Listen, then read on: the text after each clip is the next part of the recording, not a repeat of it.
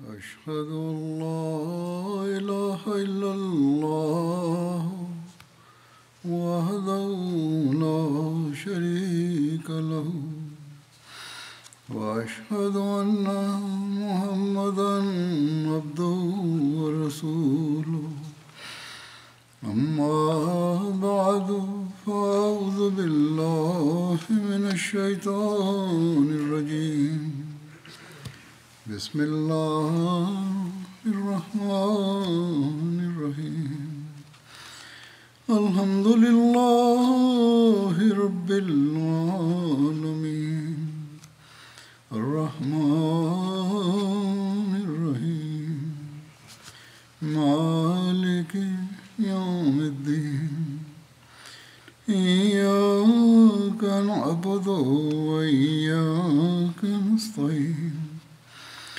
اهدنا الصراط المستقيم صراط الذين أنعمت عليهم غير المغضوب عليهم ولا الضالين.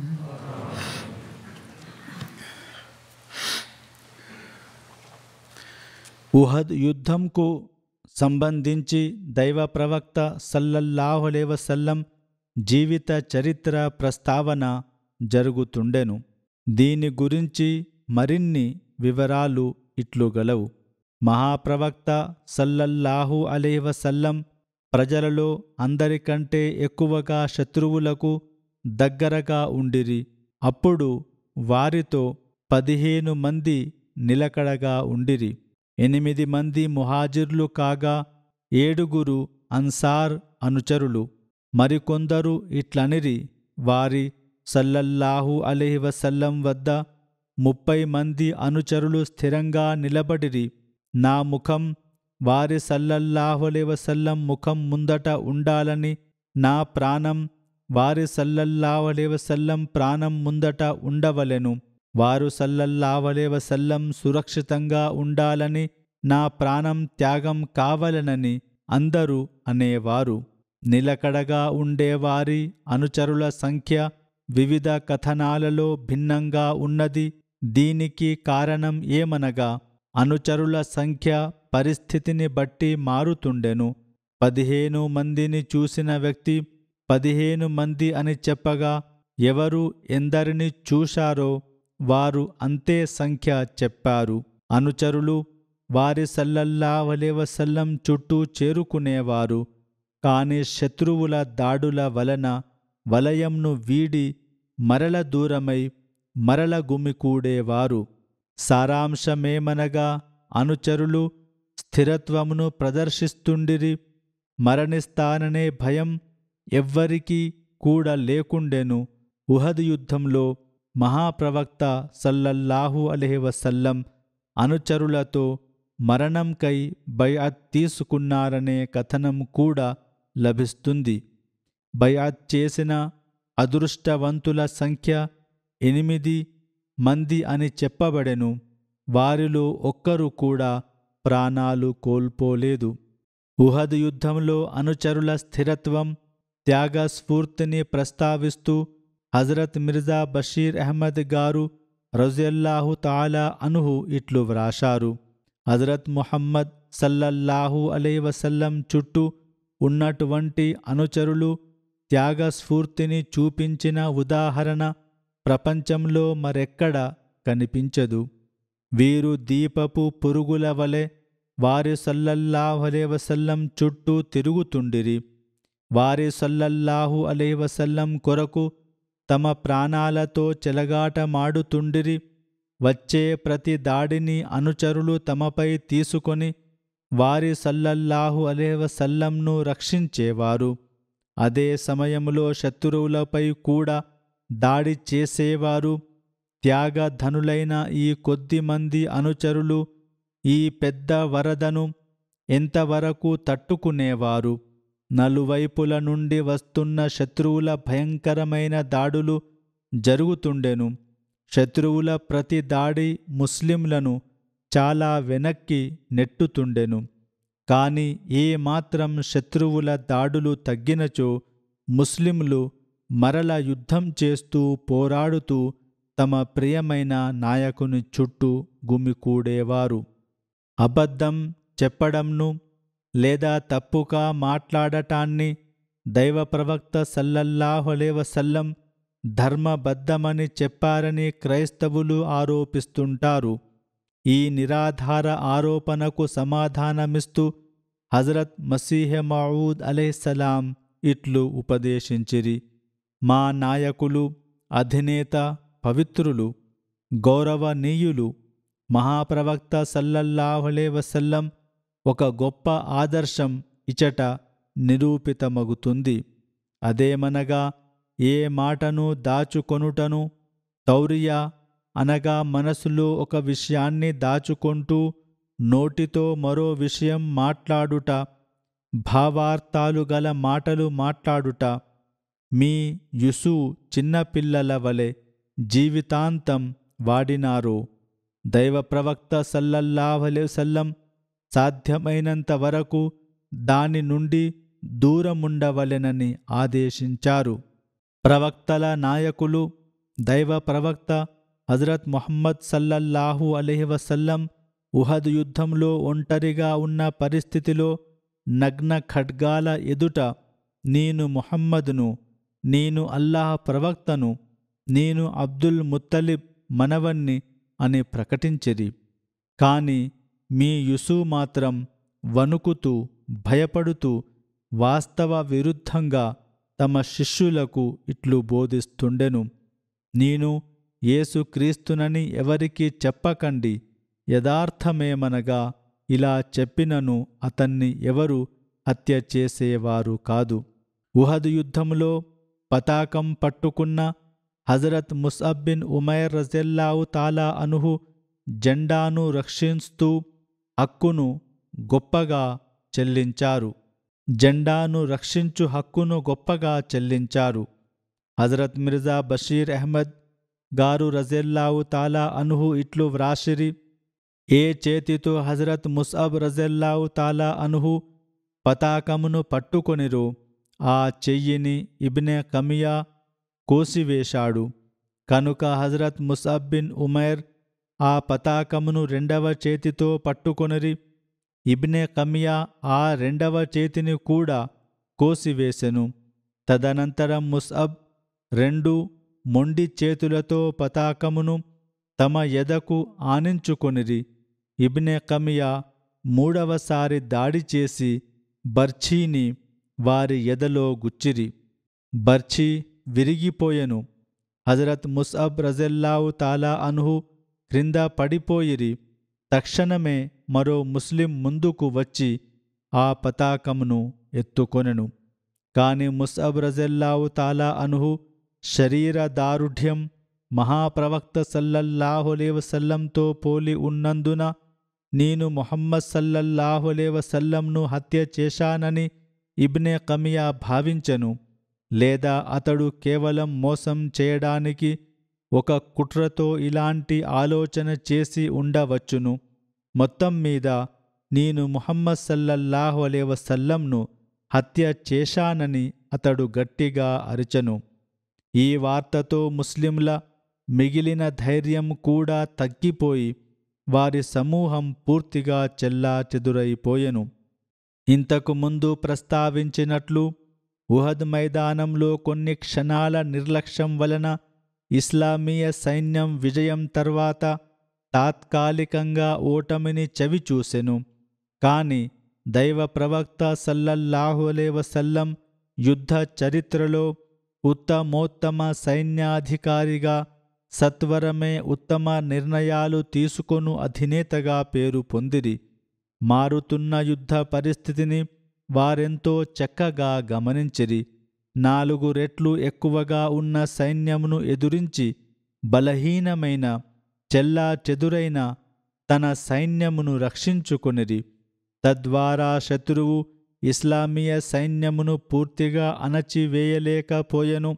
దైవ ప్రవక్త సల్లల్లాహు అలైహి వసల్లం ఇస్లామీయ సైన్య పతాకమును హజరత్ అలీ రజల్లాహు తాలా అన్హుకు ప్రసాదించిరి. తమ చుట్టూ ఉన్న కొందరు అనుచరులు గల ఇస్లామీయ సైనిక చిన్న సమూహంతో యుద్ధం చేసి అన్యారాధకుల వలయం నుండి బయటికి వెళ్ళే మార్గమును సుగమం చేసుకుని యుద్ధ మైదానములో దైవ ప్రవక్త సల్లల్లాహు అలైహి వసల్లం అమరత్వ వార్తను విని ధైర్యం కోల్పోతూ చెల్లాచెదురైన ఇస్లామీయ సైన్యం వైపు ముందడుగు వేసిరి. మక్కా అన్యారాధకులు ఇస్లామీయ సైన్యం తిరిగిపోకుండా తీవ్రమైన దాడులు మొదలుపెట్టిరి. కాని దైవ ప్రవక్త సల్లల్లాహు అలైహి వసల్లం ఎంతో విజయవంతమైన తెలివితేటలతో చిన్న సైన్యమును గోళాకారంలో భుజంతో భుజం కలుపుకొని శత్రువుల దాడులను విఫలం చేస్తూ తెలియకుండానే పర్వతం వైపు వెళుతుండిరి. వీరిని చుట్టుముట్టుటకు శత్రువులు పూర్తి శక్తినుపయోగించిరి. కాని వారు సల్లల్లాహు అలైహి వసల్లం శత్రువుల సమూహమును చీల్చుకొని మార్గం సుగమం చేసుకొనిరి. ఉహదు యుద్ధం సందర్భమున నిద్ర కునుకు ఆవహించుకున్న ప్రస్తావన కూడా లభిస్తుంది. హజరత్ జుబైర్ బిన్ అవ్వాం రజల్లాహు తాలా అన్హు, హజరత్ కాబ్ బిన్ అమర్ అన్సారీ రజల్లాహు తాలా అన్హు ఈ కునుకు వివరాలను అనగా ఈ కునుకు ద్వారా ఎలా అల్లాహతాలా ముస్లింలకు విశ్రాంతిని అందించెనో ప్రస్తావించారు. హజరత్ అబూ తల్హా రజల్లాహు తాలా అన్హు ఇట్లు ఉల్లేఖించారు: ఉహద్ యుద్ధం రోజున నేను తల పైకి లేపి చూడగా ప్రతి మనిషి తల వంచుకొని తమ ఢాలు క్రింద వంగి ఉండెను. శత్రువుతో భీకర యుద్ధం జరుగుతున్న సందర్భములో జాతి మొత్తం నిద్రలోకి జారుకొనుట ఏదో అనుకోకుండా జరిగిన విషయం కాదు. ఇదొక అద్భుతమైన మహిమ. మరో కథనం మేరకు ఉహద్ రోజున మహాప్రవక్త సల్లల్లాహు అలైహి వసల్లం ప్రకాశవంతమైన ముఖంపై ఖడ్గంతో 70 గాయాలు తగిలెను. కాని అల్లాహతాలా వాటి నష్టంతో వారి సల్లల్లాహు అలైహి వసల్లంను రక్షించెను.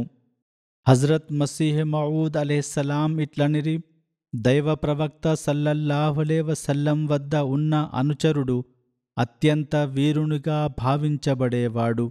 ఎందుకనగా వారు సల్లల్లాహు అలైహి వసల్లం చాలా ప్రమాదకర స్థానంలో ఉండేవారు. సుబ్హానల్లా, అల్లాహ్ ఎంతటి గొప్పవాడు! ఉహదులో చూడండి, ఖడ్గాల మీద ఖడ్గాలు పడుతుండెను. అనుచరులు భరించలేనంత భీకర యుద్ధం జరుగుతుండెను.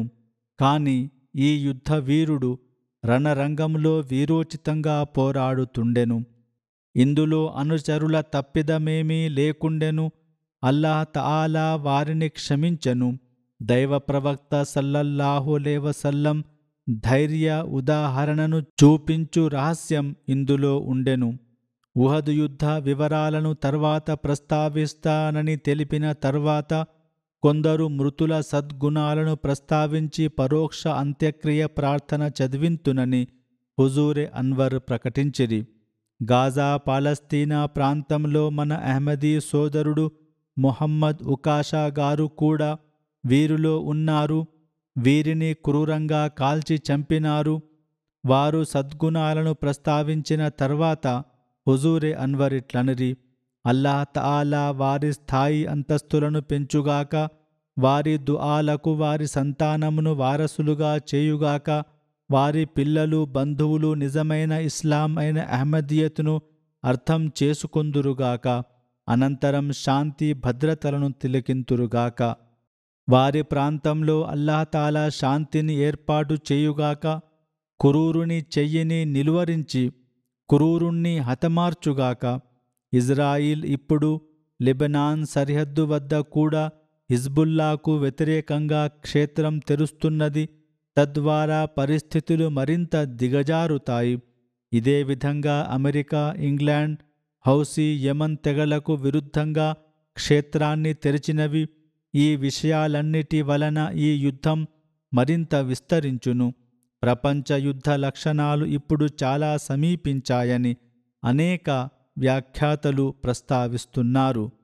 కావున చాలా దుఆలు చేయవలసిన అవసరమున్నది.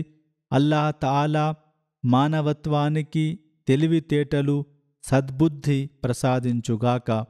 వీరితో పాటు గౌరవనీయురాలు అమతున్ నసీర్ జఫర్ గారు, భర్త హైదర్ అలీ జఫర్ గారు, గౌరవనీయురాలు నసీం అఖ్తర్ గారు, భర్త హబీబుల్లా కాహ్లోన్ గారు, గౌరవనీయురాలు ముబారకా బేగం గారు, భర్త రషీద్ అహ్మద్ జమీర్ గారల సద్గుణాలను హుజూర్ అన్వర్ విస్తారంగా ప్రస్తావించారు. మృతులందరి క్షమాపణ, వారి స్థాయి అంతస్తుల పెరుగుదల కొరకు హుజూర్ అన్వర్ దుఆ చేసిరి.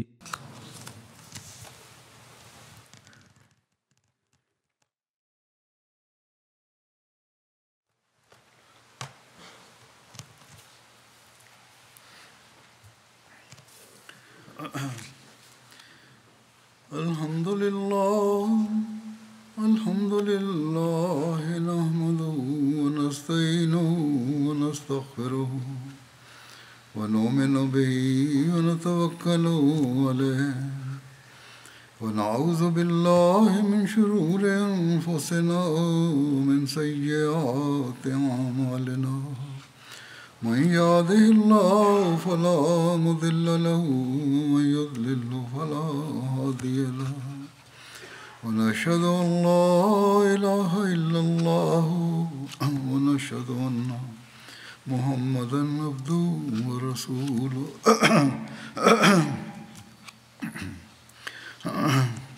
عباد الله رحمكم الله إن الله يأمر بالعدل والإحسان وإيتاء ذي القربى وينهى عن الفحشاء والمنكر والبغي يعظكم لعلكم تذكرون.